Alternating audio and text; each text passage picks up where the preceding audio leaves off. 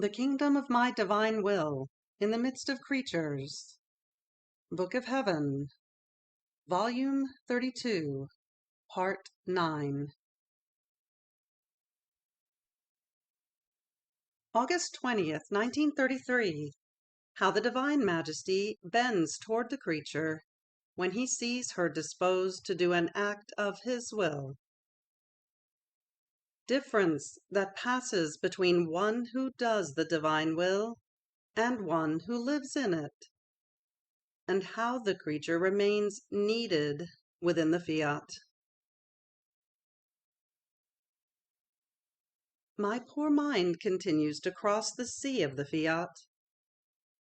It seems to me that I am always inside of it. But as for embracing it all, this is not given to me. I am too little, incapable. And while I walk, oh, how much is still left for me to walk and to comprehend! The whole of eternity will not be enough to cross it all. But while my mind was wandering within its immensity, my beloved good Jesus, surprising me, told me, "My blessed daughter, indeed, the whole of eternity will not be enough for you to cross the immense sea of my volition, and even less so the few hours of your life.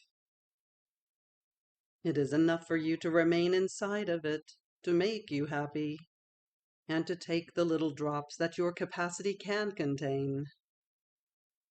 In fact, you must know that our contentment is so great when we see our creature remaining inside our sea of the Fiat, and wanting to comprehend more, and enclose within herself another one of its knowledges, so as to be able to form one more act of the life of our will, that our adorable Majesty bends unto the lowness of the creature, and touching her little intelligence with our hands, we render her capable, and with our power we form the space in which she must enclose the new act of our will, because there is no greater act that glorifies us and loves us more than a fulfilled act of our will in the creature. So much so that the heavens lower themselves, all creation bows, and they adore my will fulfilled in the little creature. My will itself, which invades everything, and there is no place where it is not present, calls everything, heaven and earth, to give honor to its acts fulfilled in the human littleness. Then I continued to think about the divine will, and I thought to myself, but what is the difference that passes between one who does the divine will and one who lives in it? And my lovable Jesus added, all goodness, "My daughter, there is a great difference between one and the other. One who lives in my divine will possesses the life of it, and receives continuous life from God, in order to preserve, nourish, and grow this life of my will in the creature. Life she possesses, and life she receives. On the other hand, one who does my divine will receives the effects of it. And between life and effects there is such distance that no comparison can stand before it. Is there not difference between life and work? The life palpitates, thinks, speaks, loves, walks, and repeats as many times as it wants that which it possesses as life, while a work, being an effect of the life, does not palpitate, does not think, does not speak, does not love, does not walk, nor is it capable of repeating itself by itself. And it can happen that, with time, that same work is consumed and can no longer be found. How many works, done with who knows how much noise, do not exist any more, while the life is not consumed? And if the body is consumed because of death, it is only for a short time. But the soul does not die, nor can it consume itself, even if it wanted to. See, then, what great difference exists between the life and the effects that the life can produce. The effects are produced for a time, in circumstances, in places, while the life is never interrupted. It palpitates always, and holds in its power the ability to produce different effects according to the circumstances. Now, one who lives in my will, possessing the life of it, holds in her power, and always, not at intervals, sanctity, grace, wisdom, goodness, everything.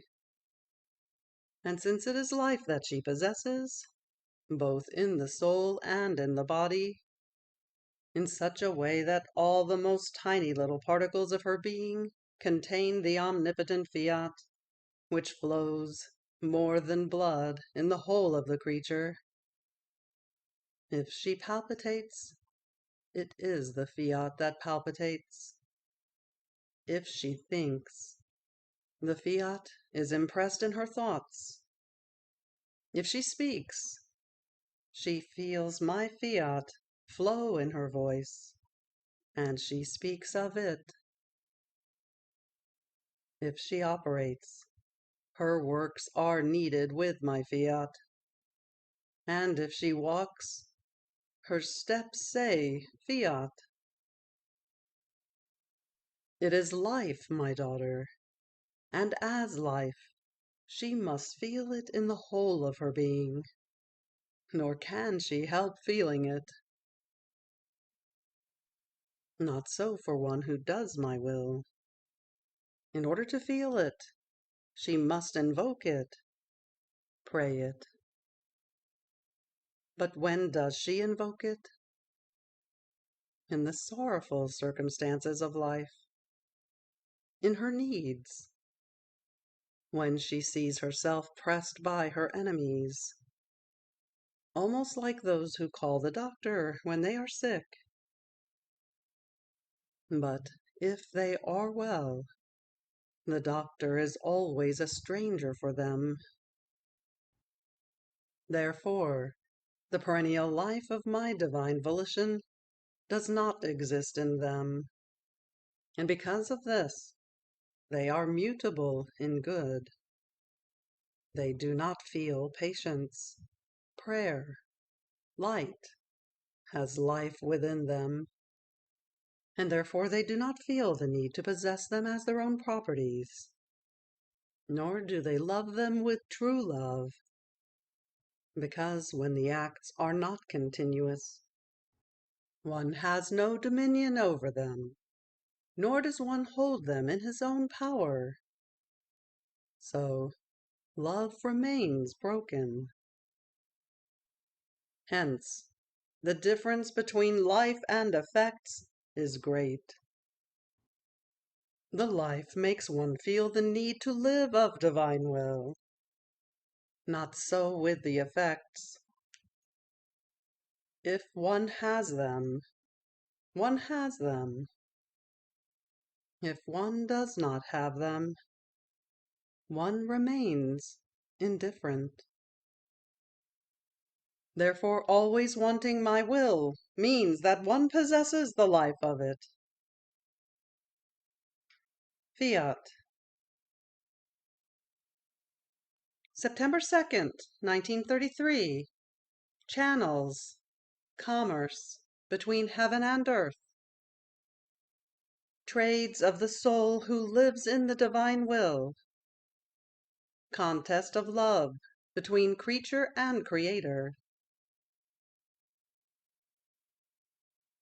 I am always the little atom in the divine volition, just newly born, and I feel the extreme need to be nourished and raised in its paternal arms. Otherwise, the human will arises in me to form its unhappy life. My God, have pity on me, and do not permit that I know or acquire any other life but that of your divine will. And feeling afflicted, oppressed, because of the almost continuous privations of my sweet Jesus, which keep me sacrificed on the stake of a pain, such that God alone is witness of a martyrdom so hard, I had a fear that my unhappy human will might do me one of its tricks,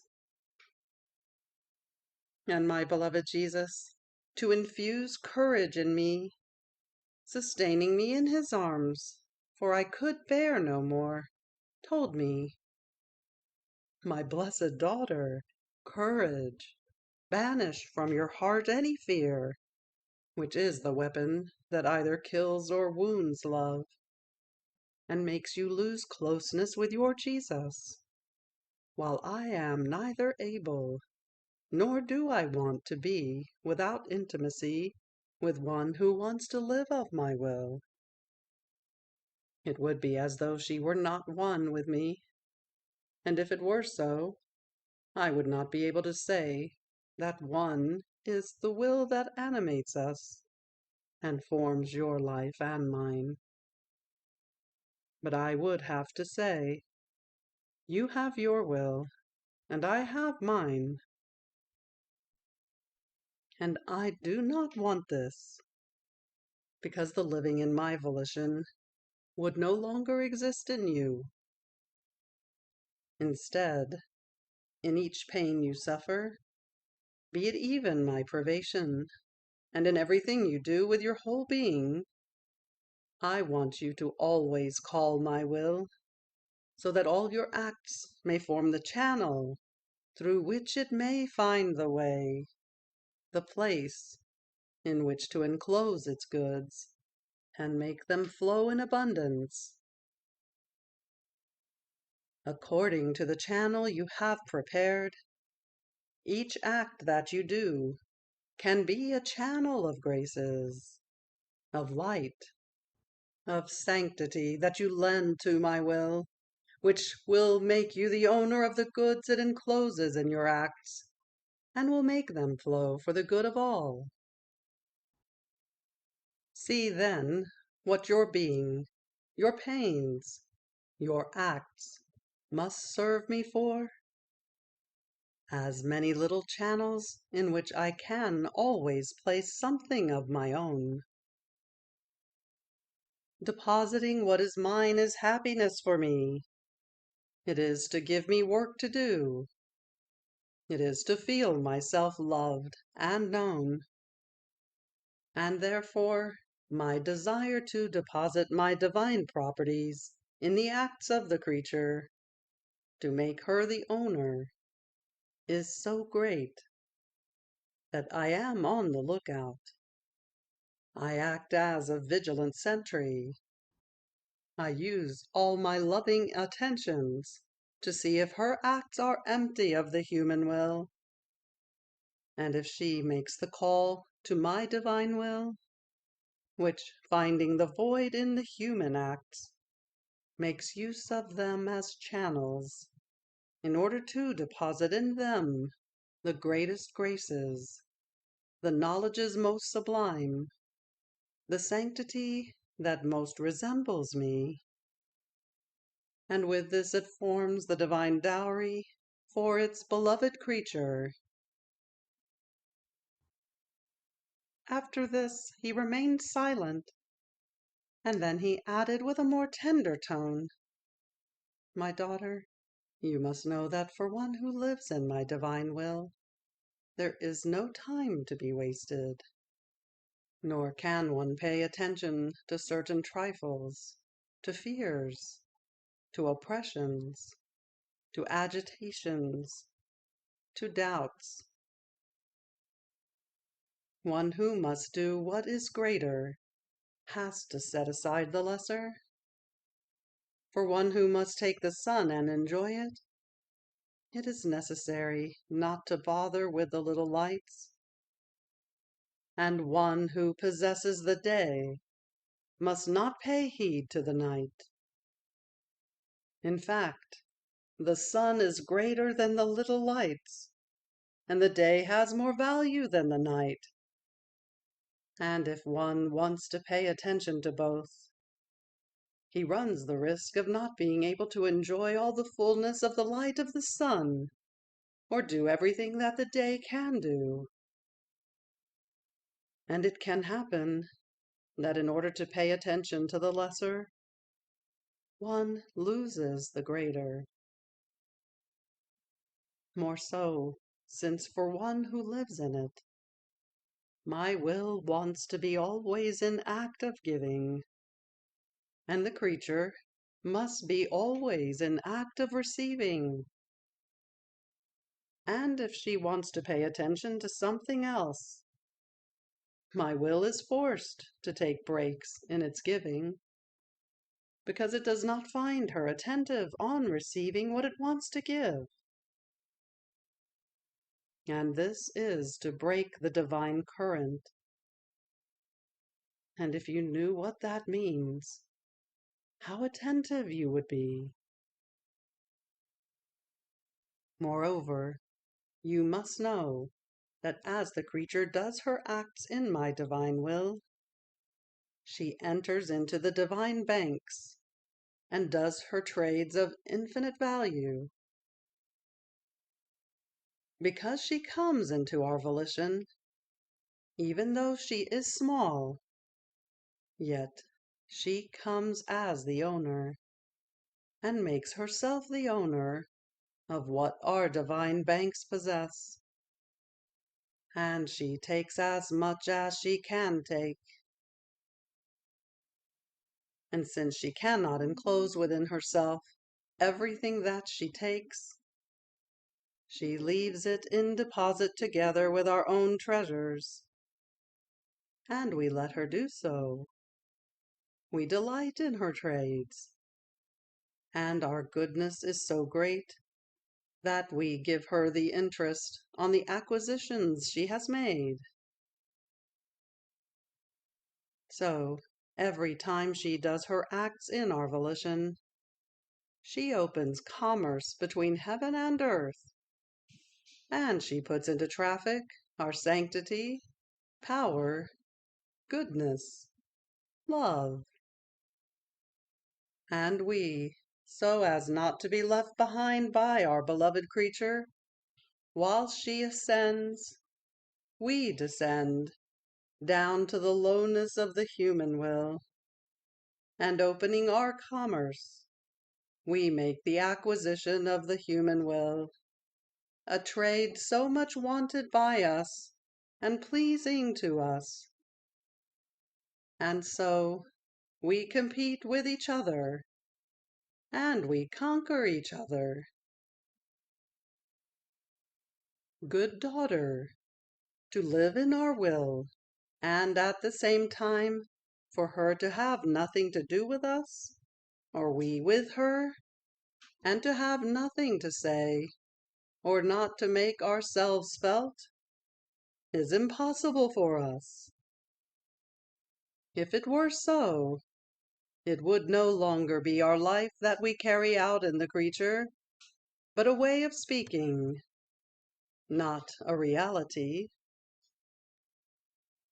Life feels the absolute need to move, to make itself felt, to breathe, to palpitate, to speak, to give warmth. How can one suffocate a life, being there, living, and not making oneself felt? This is impossible, to God and to the creature. Therefore, do not become alarmed when you feel that everything is silence in you. Those are brief incidents, because I myself feel the need to make myself felt, that my life does exist in you. Being there and not making myself felt would be my hardest martyrdom. I can do it for a little while, but not always. Therefore, do not be concerned. Live, all abandoned in me, and I will take care of everything. Fiat. September 10th, 1933. How our Lord disperses the price to purchase His divine will in order to give it to the creatures. The bath in the divine volition. The little sea of the soul and the great sea of God. I was following the divine will in its acts, both in creation and in redemption. How all of them had a connection with the human will, so that the divine might have its place. And since many human acts escaped from receiving the sanctity of the divine act, not giving it the first place, I thought to myself, how difficult it is for the supreme fiat to extend its kingdom in the human acts of the creatures. Indeed, it seems that they don't even recognize the divine act that flows in them. Therefore, they do not appreciate it, nor do they give it the supremacy due to it.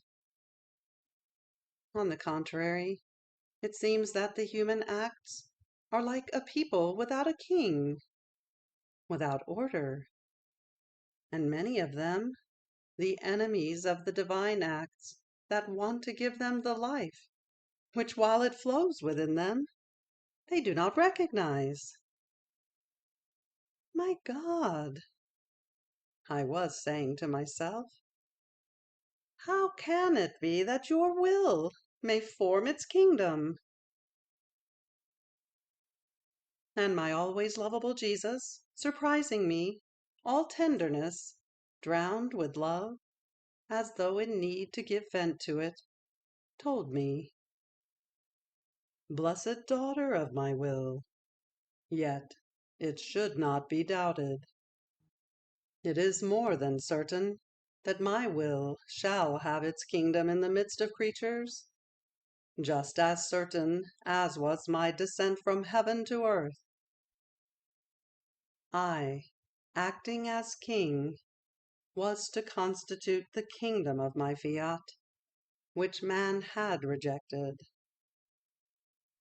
Therefore, my divinity, united to my humanity, descended from heaven in order to purchase my divine will for the creatures. Each act I did was a disbursement of the price that was needed, and which I gave to the divine majesty in order to buy back what man had rejected and lost.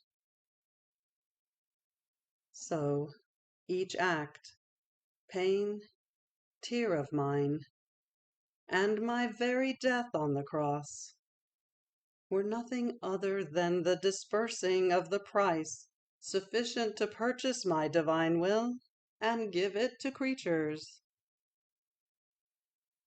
So, if the purchase was made, the price was disbursed, the divinity accepted, and the payment was closed with the sacrifice of my life, how can its kingdom not come? Even more, You must know that as my humanity operated, suffered, prayed, so my divine fiat descended down into my human acts and formed its kingdom. And since I was the head, the elder brother of all human generations, the kingdom passed on to my members and to my younger brothers. However, redemption was necessary first, because it was to serve to till the ground of the human wills, to purify them, to prepare them, to embellish them, and to let them know how much did the purchase cost this man and God, the purchase he made of this divine will, in order to give it to creatures, that they may receive the grace of being able to receive the great gift of being dominated by my will. Had there not been redemption first, the disbursement of the price would be missing, as well as the preparatory act for a good so great. Even more, I tell you that the divinity, before I descended from heaven, had decreed redemption and the kingdom of my will, since one was to serve for the disbursement of the other. In fact, my will being divine and of infinite value, a man-god was needed who would be able to pay and acquire a divine volition, to give it back to those who had lost it.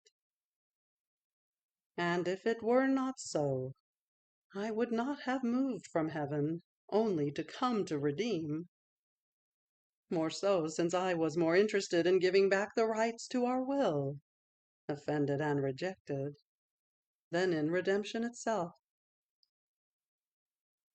Besides, I would not have acted as God, had I rescued my creatures while putting my will aside, not giving it the rights due to it, restoring its kingdom in the midst of creatures. Therefore be certain, its time will come. I will arm myself with power and with love, and the hour of the triumph of the kingdom of my fiat will sound.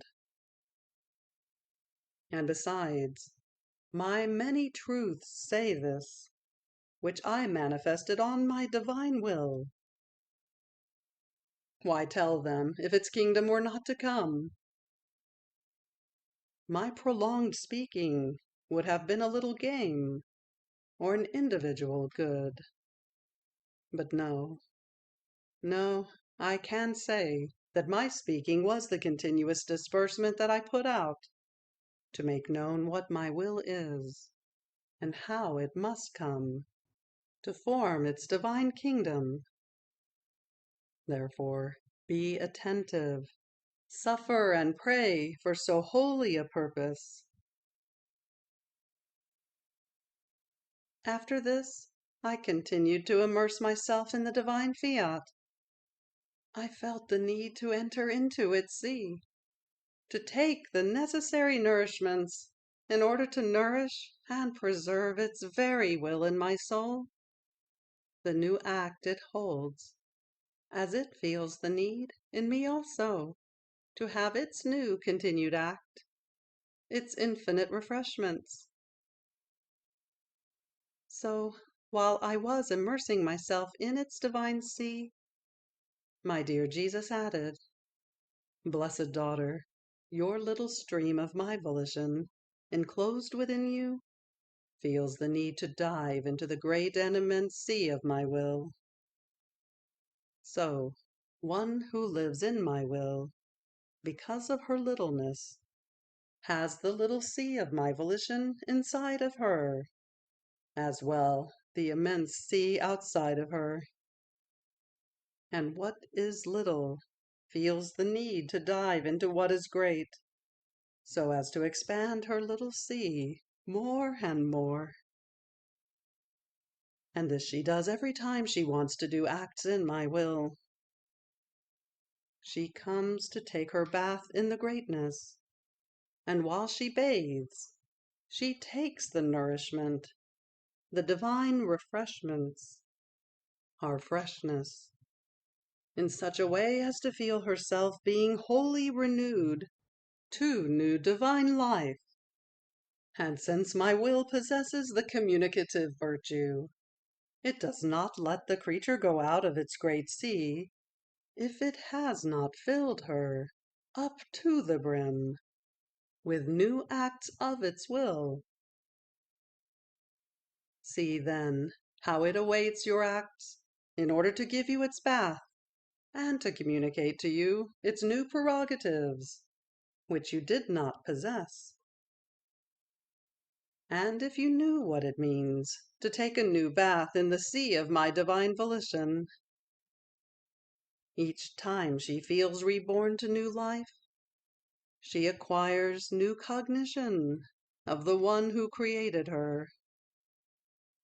She feels loved more in return by her celestial Father, and new love arises within her toward the one whom she loves. In sum, she is the daughter who knows and wants to know more her father, and does not want to do anything without his will. And he is the divine Father who calls his daughter to keep her with himself, to make of her a model of himself. Therefore, be attentive, and let no act escape you without its taking possession in my supreme fiat. Fiat. You have reached the end of the Book of Heaven, Volume 32, Part 9. Fiat.